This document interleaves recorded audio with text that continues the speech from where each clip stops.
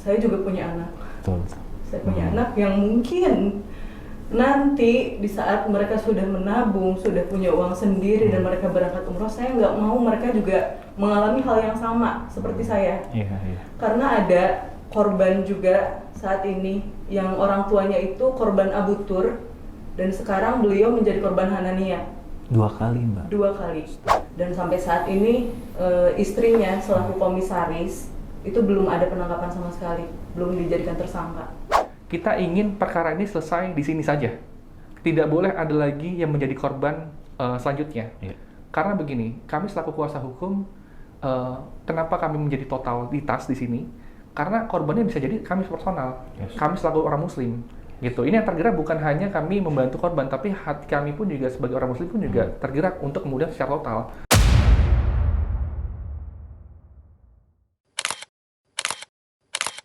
Oke, halo sobat Nalar Hukum di seluruh Indonesia. Selamat datang kembali di podcast Nalar Hukum Jimli School. Jangan bilang melek hukum sebelum nalar hukum. Kembali lagi bersama kami. Kali ini kami kedatangan para pencari keadilan yang sedang memperjuangkan hak-hak suci mereka yang terenggut. Di sebelah saya telah hadir Mas Jody Mulya Setia Putra ya, SHMH CLA. Beliau selaku kuasa hukum dari Hanania Group serta salah satu perwakilan korban dari Hanania Group yaitu Mbak Ana ya Mbak. Selamat sore Mbak Ana. Selamat sore, terima kasih Mas Jody, Mbak Ana sudah hadir di podcast kita ya. Dan para sobat hukum, sobat nalar hukum dimanapun Anda berada, kali ini kita akan membahas kasus yang tengah ramai di jagat sosial media, yaitu tentang penipuan Hanania Group yang korbannya sangat banyak dan kerugiannya juga sangat banyak. Dan atas tema hukum kita kali ini, kita akan membedah dari sisi hukum serta dari POV para korbannya. Langsung saja mungkin Mas Jody, Mbak Ana, kita akan menggali terkait dengan apa sih yang terjadi dalam kasus Hanania Group ini ya. Mungkin yang pertama ke Mbak Ana dulu ya, Mbak Ana. Kasus kegagalan keberangkatan jamaah haji, travel haji dan umroh ini kan seperti luka lama ya, yang terus terjadi di Indonesia. Mungkin boleh diceritakan secara singkat Mbak, bagaimana awalnya Mbak Ana bisa mempercayakan kepada Hanania Group nih, terkait dengan keberangkatan haji atau umroh yang Mbak Ana daftarkan ini Mbak. Awalnya saya itu mendaftar karena memang sebelumnya waktu saya pernah umroh sebelumnya itu saya bertemu dengan jamaah di sana. Biasanya kan memang kalau orang Indonesia berkumpul tuh otomatis kita ngobrol ya. Iya, betul. Ngobrol gitu kan. Hotelnya di mana? Terus harganya berapa? Dapat fasilitasnya apa? Nah, setelah saya bandingkan dengan travel yang saya pakai saat itu dengan harga yang relatif lebih terjangkau, hotelnya jauh lebih dekat di pelataran gitu kan, dan sudah menggunakan fasilitas kereta cepat juga. Ya, karena itu saya jadi terpikir saat nanti saya membawa keluarga saya gitu kan, saya terpikir untuk memakai Hanania saja. Berarti Mbak bukan sendiri, mendaftarkan dengan keluarga Mbak gitu? Iya, saya berangkat 6 orang. 6 orang, haji atau umroh yang didaftarkan Mbak? Umroh. Umroh ya, 6 orang ya. Kemudian ketika Mbak mendaftarkan, apakah ada janji-janji manis lah terlepas dari harga ya? Apakah ada janji-janji manis yang ditawarkan oleh Hanania Group ini kepada Mbak maupun keluarga? Kalau dari janji-janji manis sendiri sebetulnya tidak terlalu manis ya, hanya dengan potongan diskon saja sih. Potongan diskon dan memang dijanjikan untuk berangkat. Namun pada saat itu belum ada tanggal pastinya. Seiring berjalannya waktu, saya tetap tanya kapan kira-kira kami fix berangkat nih. Dan akhirnya ada rilis schedule yang untuk kami sendiri di tanggal 29 Maret.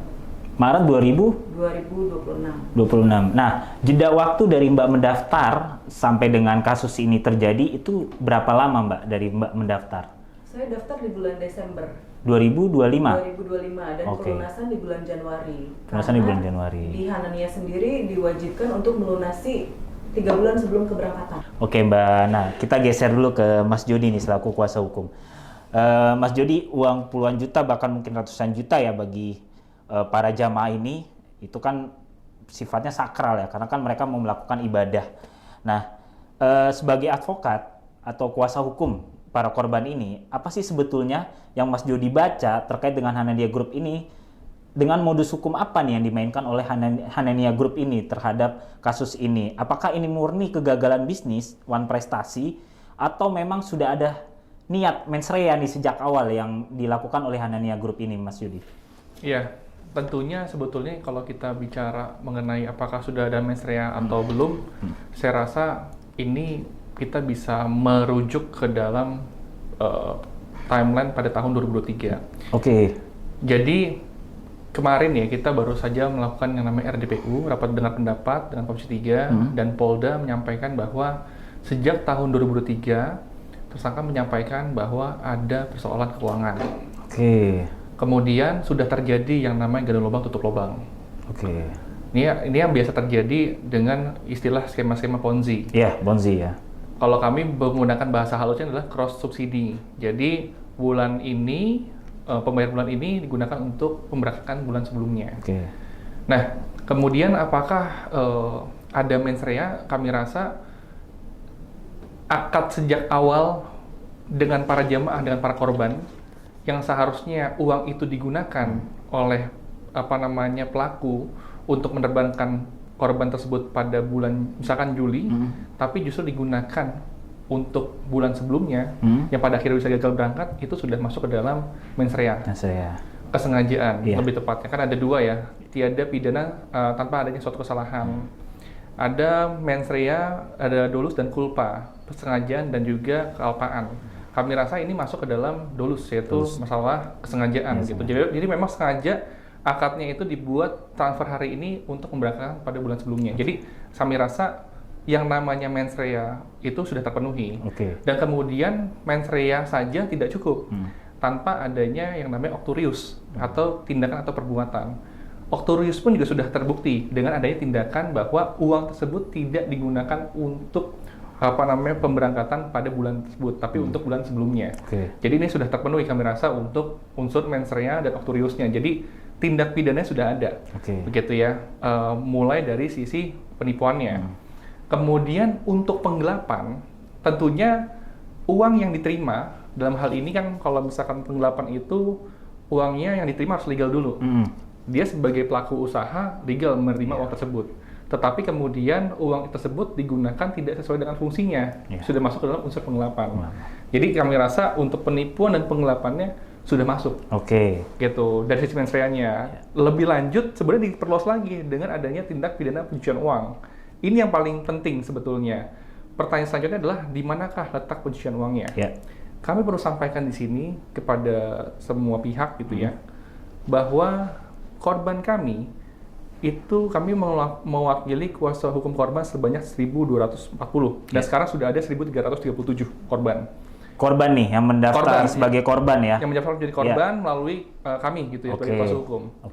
Dan beberapa korban menyampaikan bahwa Pak, kami sudah melakukan pembayaran sejak tanggal 26 Mei 2026. Ini salah satu contoh saja ya. Siap. Kemudian di tanggal 28 pada saat kasus ini membesar dan dibawalah pihak pelaku ini ke Polda Metro Jaya, sebelum itu tanya sama korban, kalau kan saya baru transfer tanggal 26, kemudian tanggal 28-nya saya minta kembali uangnya. Terus pelaku menyampaikan apa? Uangnya sudah tidak ada. Uangnya sudah tidak ada? Sudah tidak ada. Baru berapa hari? Baru berapa hari. Baru berapa hari uang sudah tidak ada. Dan itu disampaikan oleh pihak pelaku. Kami mau sampaikan bahwa uang itu tidak mungkin hilang. Tetapi uang itu bisa berpindah. Betul. Gitu. Uang itu tidak mungkin hilang, tapi uang itu bisa berpindah. Nah, persoalannya adalah, ini perpindahan itu untuk apa? Gitu kan ya. Karena begini, yang kemudian gagal berangkat, itu Syawal, kemudian bulan Juni, Juli, Agustus, September, Oktober, dan Desember.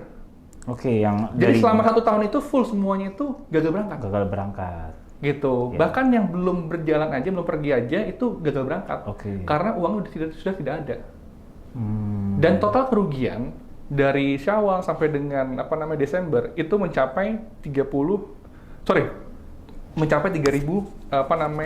orang ya, 3.000 korban jamaah gitu ya, yang kurang lebih bisa mencapai 100 miliar.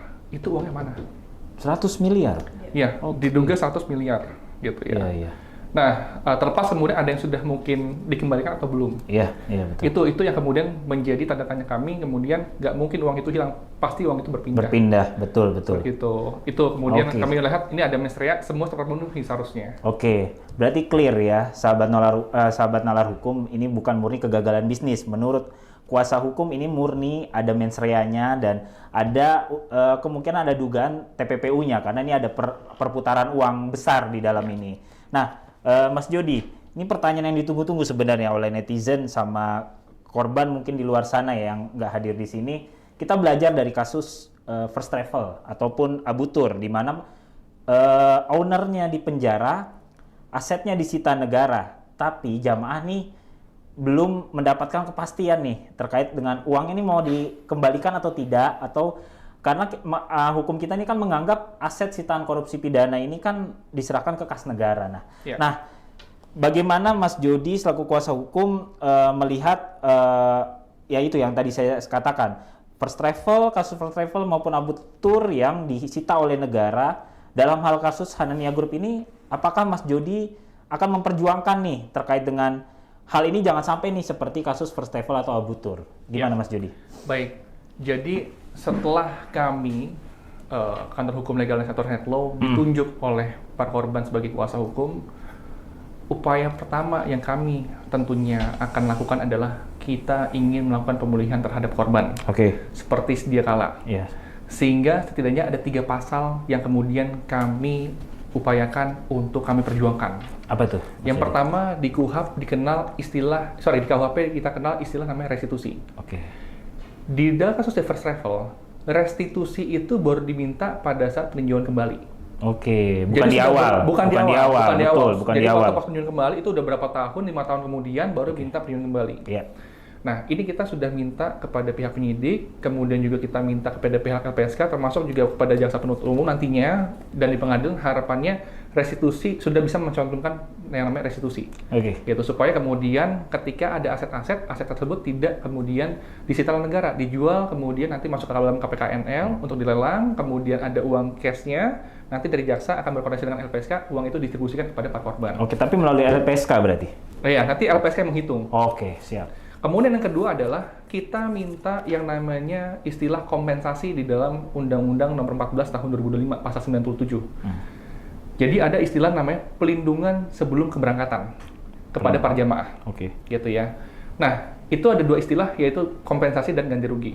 Nah, kita ingin mengupayakan namanya kompensasi. Jadi bedanya restitusi dengan kompensasi adalah kalau misalkan restitusi sumbernya itu dari pihak pelaku, terdakwa. Nah, kompensasi memang tidak ada definisi yang jelas, tetapi kami beranggapan dengan teori-teori hukum yang ada, kompensasi itu adalah sumbernya itu harus dari negara.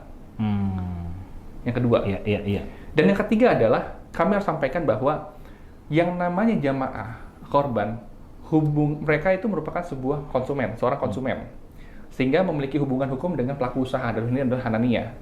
Maka kita juga tuntut dengan yang namanya pelindungan konsumen, Undang-Undang Pelindungan Konsumen, di mana korban ini selaku end user langsung. Di dalam Undang-Undang Pelindungan Konsumen pasal 63 huruf C disebutkan bahwa yang namanya konsumen berhak atas ganti rugi ketika ada kesalahan dari pihak pelaku usaha.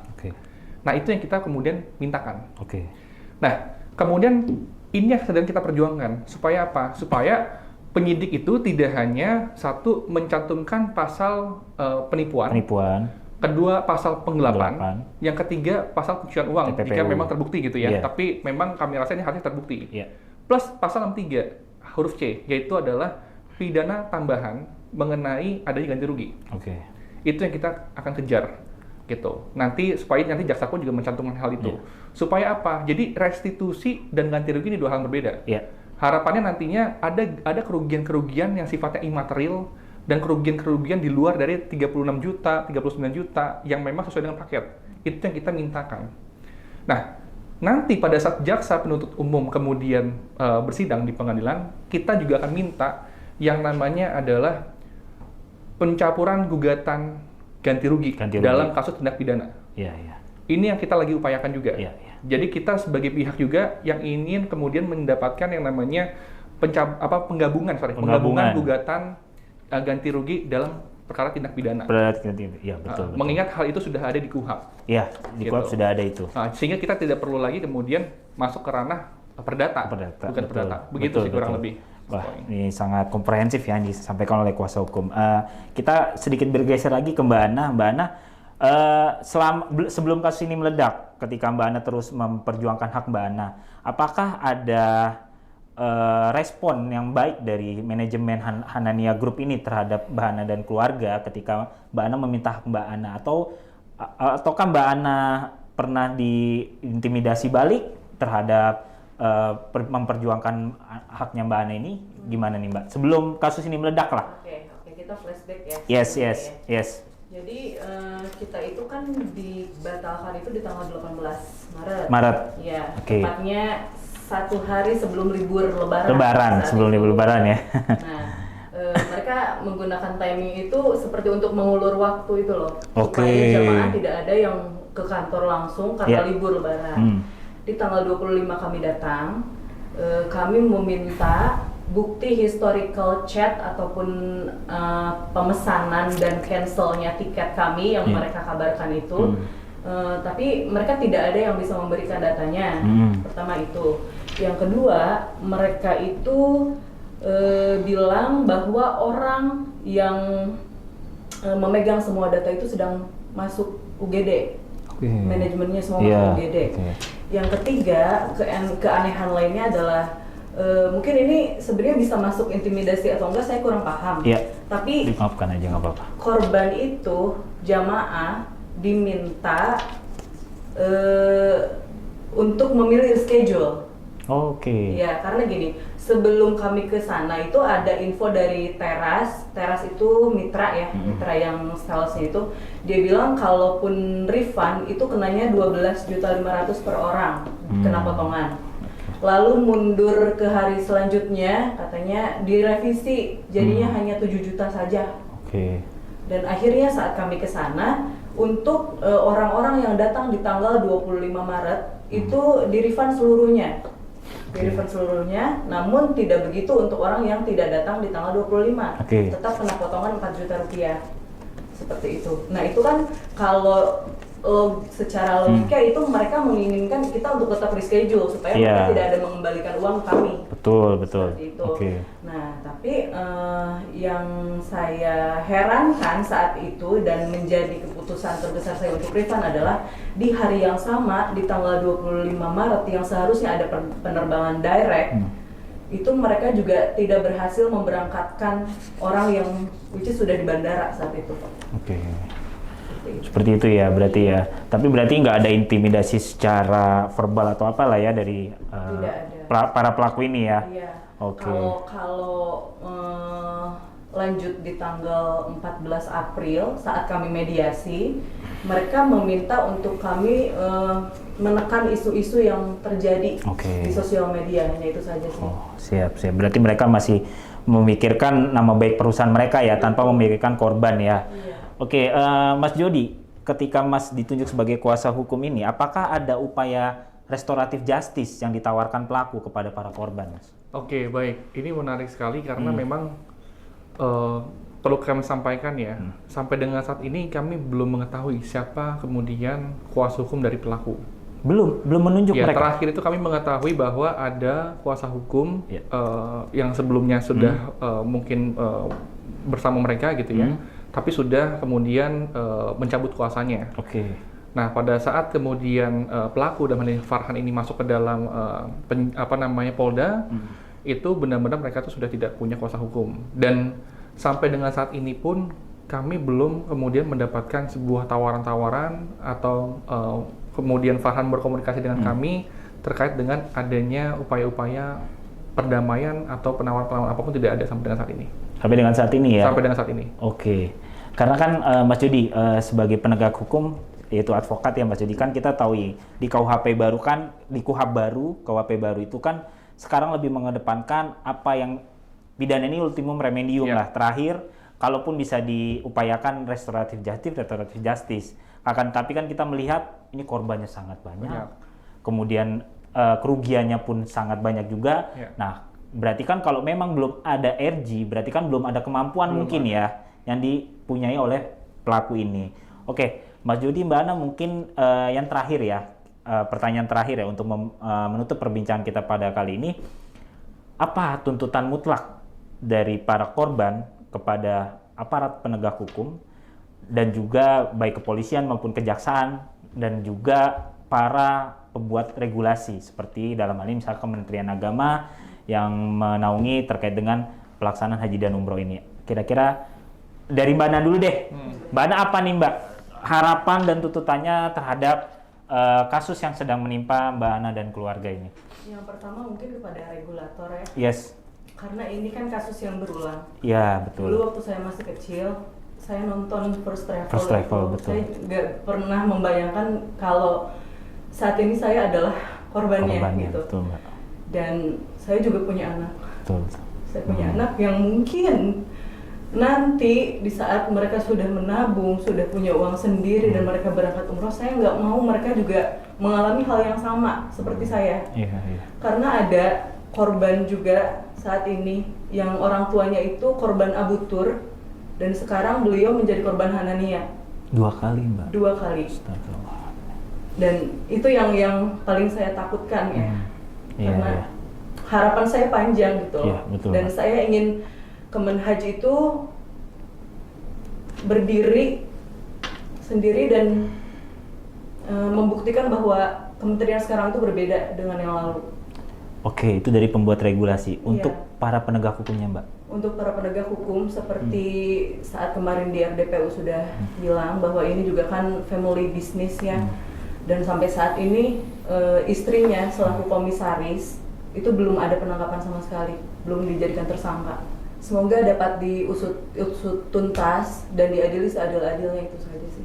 Baik, Mas Jody, gimana Mas? Iya, tentunya yang pertama dari pihak Polda, ini harapannya adalah terus berkoordinasi dengan pihak PPATK gitu, karena memang alat kelengkapan untuk bisa men-tracing aset, kemudian juga follow money itu powerfulnya ada di PPATK. Jadi harapannya bisa melakukan koordinasi secara komprehensif dengan PPATK, karena alhamdulillah memang di RDPU kemarin kita sudah mendapatkan informasi dari pihak Polda ada 3 miliar itu terkait dengan aset berupa rumah dan juga 7 miliar itu aset bergeraknya, mobil dan lain sebagainya.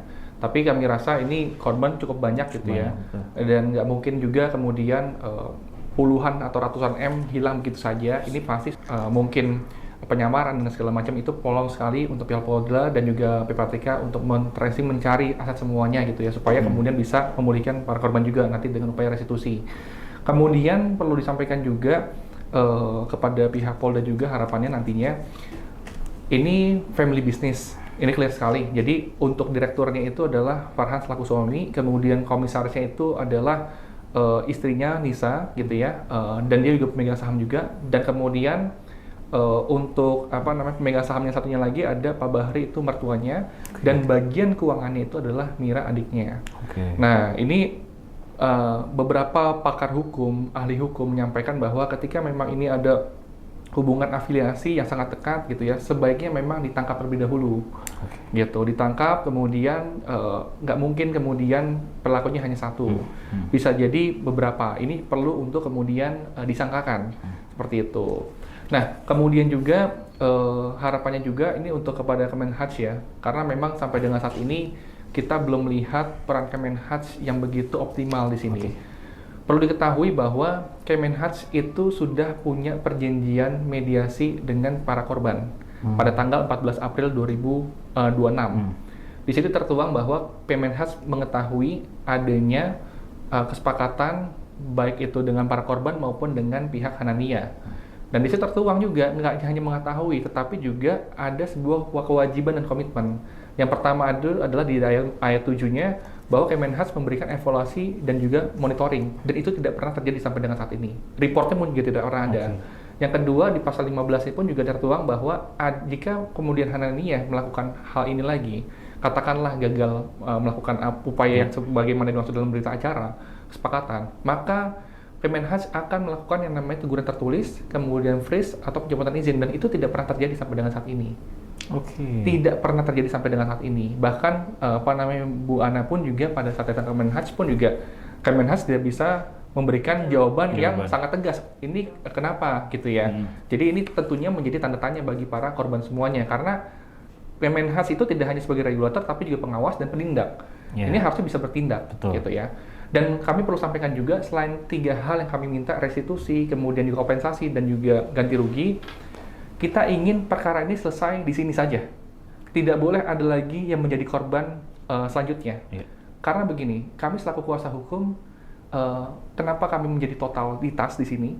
Karena korbannya bisa jadi kami personal, kami selaku orang muslim. Gitu. Ini yang tergerak bukan hanya kami membantu korban, tapi hati kami pun juga sebagai orang muslim pun juga tergerak untuk kemudian secara total. Maka dari itu kemudian kami pun juga membuat sebuah yang namanya naskah akademik bersama para korban dengan jumlah 800 halaman. Apa saja yang kemudian kita akan coba ajukan kepada Kemenhaj dan hanya harus diterima. Yang pertama itu adalah Kemenhaj dengan SDM yang saat ini ada tidak mungkin kemudian bisa mengawasi yang namanya perusahaan travel umroh. Maka dari itu Kemenhaj harus memiliki perpanjangan tangan. Dalam hal ini adalah asosiasi. Libatkan asosiasi. Nah, asosiasi sudah ada 14, kami paham. Tentunya ini tidak seragam kebijakannya. Maka buat juga Dewan Kehormatan Bersama dan Dewan Standar di asosiasi tersebut, supaya kebijakan jadi satu. Kemudian yang kedua adalah bank garansi. Terlalu mudah di Indonesia saat ini membuat yang namanya perusahaan travel dan haji dan umroh. Bayangkan, untuk usaha umroh, masa iya bank garansinya hanya 200 juta rupiah? 200 juta. Hanya bank garansi 200 juta rupiah. Dan itu flat. Dan itu flat. Ya, tidak bertambah, tidak juga berkurang gitu ya. Itu flat. Kemudian untuk haji itu 250 juta. Umroh 200 juta dan haji itu 250 juta. Gitu izinnya untuk mendapatkan bank garansi. Maka dari itu ini harus direvisi. Setidak-tidaknya itu harusnya setara. Misalkan menerbangkan orang dengan total 100 miliar, maka harusnya bank garansi juga 100 miliar. Itu lebih relevan. Kemudian yang ketiga adalah kita ingin ada namanya early warning system.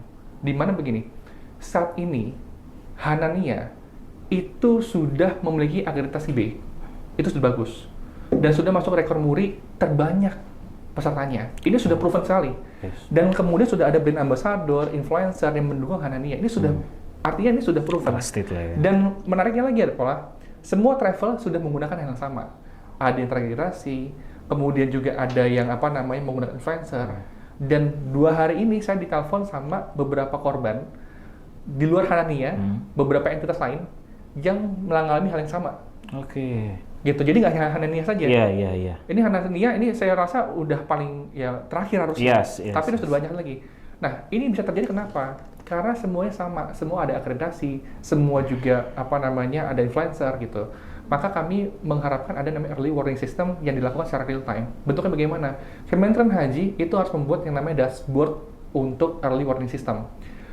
Dibuat secara real time. Jadi begini, konsepnya adalah kami ingin para calon konsumen, gitu, calon jamaah itu diberikan alat kelengkapan audit. Mereka buka dashboard Kementerian Haji, kemudian bisa melihat mana-mana saja yang sudah punya izin. Dan mana-mana saja yang sedang bermasalah. Secara real time dan per hari hitungannya. Ketika warna kuning, mereka sedang bermasalah. Ketika warna hijau, mereka lagi aman. Warna merah jangan disentuh, jangan. Itu setidaknya ada hal tersebut. Ini yang paling sangat-sangat krusial. Terus yang ketiga, yang selanjutnya adalah kita harapannya ada namanya escrow account. Nah, escrow ini tujuannya apa? Tujuannya adalah ada bank penampung yang bisa diawasi oleh Kementerian Haji. Sehingga Kementerian Haji itu secara real time itu bisa melihat kira-kira dengan proporsi jamaah berangkat itu setara nggak dengan yang akan dilakukan kewajibannya. Gitu. Dan itu harus juga bisa cair escrow dananya itu ketika memang beberapa hal terpenuhi, misalkan visa sudah terpenuhi maka bisa dicairkan.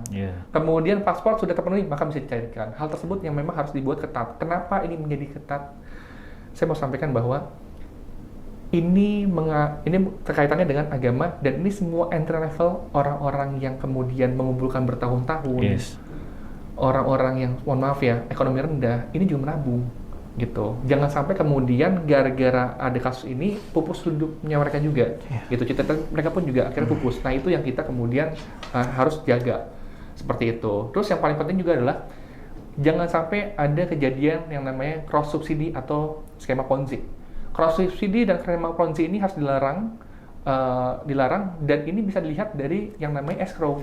Jadi pemerintah pun dan juga asosiasi harus terjun untuk melihat hal ini. Gitu sehingga mitigasi resiko itu lebih komprehensif. Itu mungkin dari kami. Oke. Terima kasih Mas Jody atas penjelasannya dan Mbak Ana ya. Makasih sudah hadir hari ini. Kami juga turut ya merasakan bela sungkawa ya terhadap kejadian ini. Ini suatu kejadian yang seharusnya tidak terjadi lagi karena sudah banyak kasus seperti ini seperti yang First Travel atau Abu Tur. Ya tadi dikatakan Mas Jody maupun Mbak Ana, semua orang berbondong-bondong untuk melakukan ibadah haji maupun umroh. Jangan sampai disalahgunakan seperti ini karena ini tujuannya sangat mulia untuk melakukan ibadah khususnya untuk umat Islam ya. Jadi yang dikatakan Mas Jody tadi sangat harus diapresiasi dan harus sangat didengar oleh pemerintah khususnya pembuat regulasi dan juga agar kejadian seperti ini yang tadi diharapkan oleh Mas Jody maupun Mbak Ana tidak terulang kembali, sehingga kami juga sangat memohon kepada para penegak hukum maupun para pemerintah pembuat regulasi untuk lebih serius menangani pelaksanaan ibadah haji dan umroh ini. Yang tadi Mas Jody sudah sampaikan ada 800 halaman ya Mas ya, terkait 800 halaman naskah akademik yang sudah disampaikan. Mudah-mudahan Kementerian Haji merespon dan Kementerian Haji mengakomodir apa yang dimau oleh para korban maupun kuasa hukum dari Hanania Group ini, karena kita sangat berharap kejadian ini nggak akan terulang lagi. Dan Sobat Nalar Hukum, keadilan tidak datang bagi mereka yang diam, melainkan bagi mereka yang berani bersuara dan memperjuangkannya lewat koridor hukum yang sah. Kita kawal bersama kasus Hanania Group ini sampai hak-hak jemaah terpenuhi. Sekali lagi terima kasih Mas Jody selaku kuasa hukum maupun Mbak Ana.